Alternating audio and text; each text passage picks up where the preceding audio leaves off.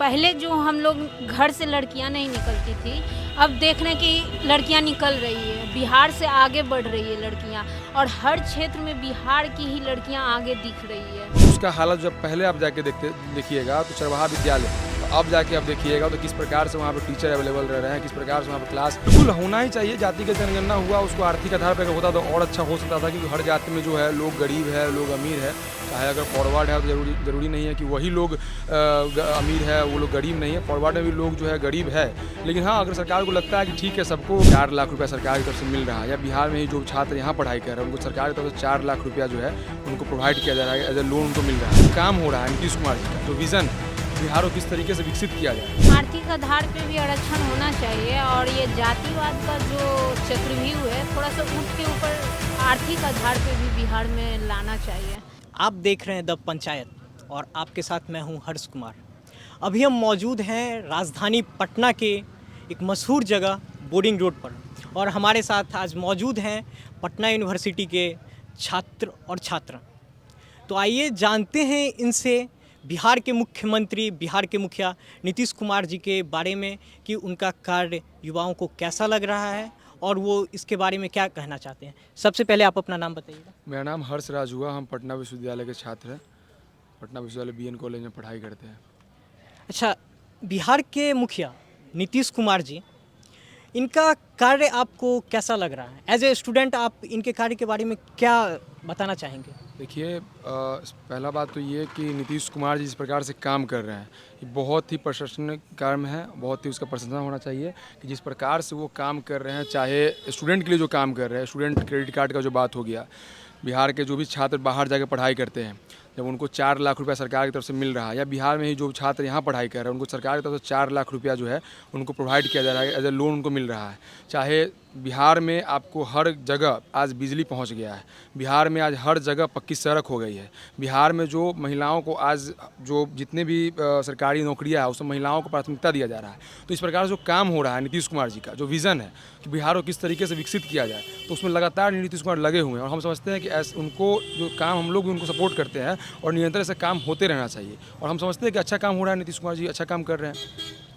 आपको क्या लगता है कि पहले की जो सरकारें थी और नीतीश जी के आने के बाद जो उनके नेतृत्व में जो सरकार चल रही है, तो आपको ऐसा लग रहा है कि हाँ, पहले छात्रों की जो समस्याएं थी वो अब बेहतर तरीके से इनके राज्य में वो समस्याएं, छात्रों की समस्याएं सुलझी है? बिल्कुल, छात्र की समस्या मतलब कि एक हद तक सुलझी है कि आप समझ सकते हैं। प्राथमिक जो आपका प्राइमरी स्कूल है उसका हालत जब पहले आप जाके देखिएगा तो चरवाहा विद्यालय, और अब जाके आप देखिएगा तो किस प्रकार से वहाँ पे टीचर अवेलेबल रह रहे हैं, किस प्रकार से वहाँ पे क्लास चल रहा है। तो आप जाके देखिए ना, जो हमारी जो प्राथमिक शिक्षा है, जो बुनियाद है शिक्षा का, जो बच्चा जब वहाँ पढ़ाई करता है, आप जाके देखिए किस तरीके से वहाँ पर काम हुआ है, किस तरीके से सुधार हुआ है। और नीतीश कुमार जी सबको लेकर चलने का बात कर रहे हैं, और वो ज़्यादा उतना बोलते नहीं हैं। हम समझते हैं कि उनका बहुत कम, उनका इंटरव्यू बहुत कम शब्दों में अपने बात को रखते हैं, और जो उनका बात होता है वो बस अपना बोलते हैं और अपना काम कर रहे हैं, लगातार काम कर रहे हैं। तो एज अ छात्र आपका मानना है कि हाँ, पहले की सरकार के अपेक्षा नीतीश कुमार की सरकार छात्रों के लिए बेहतर काम की है।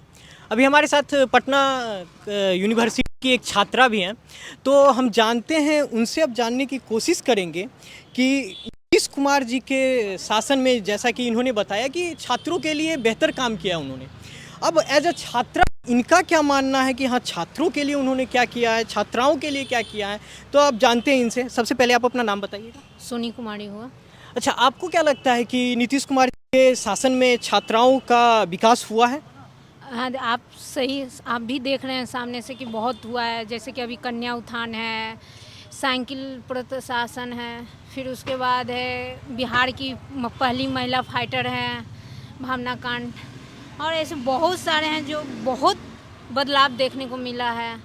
फिर कहा जाए तो कि 10 तक मुफ्त शिक्षा दी जा रही है, उसके बाद भी लड़कियों को आगे बढ़ने के लिए प्रोत्साहन राशि मिल रही है। तो आपका मानना है कि नीतीश कुमार जी के शासन में महिलाओं का सुदृढ़ीकरण हुआ है? यस, हुआ है, क्योंकि पहले जो हम लोग घर से लड़कियां नहीं निकलती थी, अब देख रहे हैं कि लड़कियां निकल रही है, बिहार से आगे बढ़ रही है लड़कियां, और हर क्षेत्र में बिहार की ही लड़कियां आगे दिख रही है। जहाँ कहीं भी जाइए तो आपको बिहार की एक न एक लड़कियां ऊंचे पोस्ट पे, इंडिया में ही नहीं बल्कि आउट ऑफ इंडिया में भी बिहार की लड़कियां मिल रही है। अच्छा, अभी चुनाव की एक माहौल तैयार हो रही है देश में, अगले साल लोकसभा की चुनाव होने वाली है। ऐसे में एक मुद्दा उठ रहा है कि एनडीए के सामने जो इंडिया गठबंधन बनी है नीतीश जी के नेतृत्व में, उसके प्रधानमंत्री पद के उम्मीदवार नीतीश जी होंगे। आपको क्या मानना है इसके बारे में कि क्या नीतीश जी प्रधानमंत्री पद के सही उम्मीदवार हैं? हाँ, ऑफ कोर्स सही उम्मीदवार हैं, क्योंकि एज ए बिहारी आप क्या कहना चाहेंगे इसके बारे में? एज ए बिहारी कहेंगे कि हमारे लिए मुखिया ही हमारे प्रधानमंत्री सही होंगे। मतलब आपका कहना है कि जो उन्होंने विकास महिलाओं के लिए बिहार प्रदेश में किया है अपने कुशल नेतृत्व में, क्या उसको ये आगे भी जारी रखेंगे? हाँ, जारी रखना चाहिए और रखेंगे भी, क्योंकि बिहार में अब देखने को मिल रहा है रोजगार चाहे शिक्षा हो, महिलाओं को लेकर बहुत छूट दी जा रही है, अब वो ऊंचे स्तर पे दिया जाए। अभी 2 अक्टूबर को गांधी जयंती के दिन जातिगत जनगणना की रिपोर्ट साझा की गई। एज अ छात्र आप इसके बारे में क्या सोचते हैं? देखिए, अगर जातिगत जनगणना सरकार करवाई है तो सरकार को जो लगता है कि जो कितनी जातियाँ हैं, मतलब जाति कितनी जातियाँ हैं, उनको किस तरीके से लेके चलना है, सरकार उस पर अपना काम कर रही है। और हमको लगता है कि ठीक है, जातिगत जनगणना हुआ है और जो जातिगत रिपोर्ट आई है अच्छा चीज़ है, अपना होना चाहिए, सब लोग को विकास हो अपना, सब लोग को लेके कि जिसका जितना भागीदारी है उस हिसाब से लोग का विकास होना चाहिए। हम समझते हैं कि होना चाहिए, सही है। एज अ छात्र आप जातिगत जनगणना को सही ठहरा रहे हैं? बिल्कुल होना ही चाहिए। जातिगत जनगणना हुआ, उसको आर्थिक आधार पर अगर होता तो और अच्छा हो सकता था, क्योंकि हर जाति में जो है लोग गरीब है, लोग अमीर है। चाहे अगर फॉरवर्ड है तो ज़रूरी नहीं है कि वही लोग अमीर है, वो लोग गरीब नहीं है। फॉरवर्ड में भी लोग जो है गरीब है। लेकिन हाँ, अगर सरकार को लगता है कि ठीक है सबको करना है तो जातिगत जनगणना हुआ है, ठीक है, होना चाहिए, अच्छा है। सरकार इसमें कुछ ना कुछ सोच के इसमें काम किया है और इसमें सरकार अपना रोड मैप जरूर निकालेगा। तो कर रहा है सरकार, अपना काम तो कर ही रहे हैं। एज अ छात्र आपका मानना है कि जो जातिगत जनगणना की रिपोर्ट आई है उसमें आर्थिक आधार पर भी होना चाहिए। एज अ महिला आप क्या सोचती हैं कि क्या इसमें, हाँ, नीतीश जी का जो ये जातिगत जनगणना की रिपोर्ट आई है, क्या इसमें उसके अलावा एक आर्थिक आधार पर भी होनी चाहिए आरक्षण? आर्थिक आधार पे भी आरक्षण होना चाहिए, और ये जातिवाद का जो चक्रव्यूह है थोड़ा सा उठ के ऊपर आर्थिक आधार पे भी बिहार में लाना चाहिए, क्योंकि बिहार में ये दिखाना ज़रूरी है कि कहाँ किस जाति में क्या है, क्या आगे जा सकता है। आप बोल रही हैं कि आर्थिक आधार पर आरक्षण होना चाहिए। अभी इन्होंने बताया कि आरक्षण जो है वो एक चक्रव्यूह है। आपको क्या लगता है कि आरक्षण सच में एक चक्रव्यूह है? क्या इस चक्रव्यूह को तोड़ना चाहिए? ये बिहार के भलाई में है अथवा उसके खिलाफ भी कुछ हो सकता है? नहीं, तो सही बोले हैं। जातीय जनगणना जो भी हुआ सब एक चक्रव्यूह है। सबसे उठ के सही में कुछ काम अलग करना चाहिए, आर्थिक ये सबको लेके।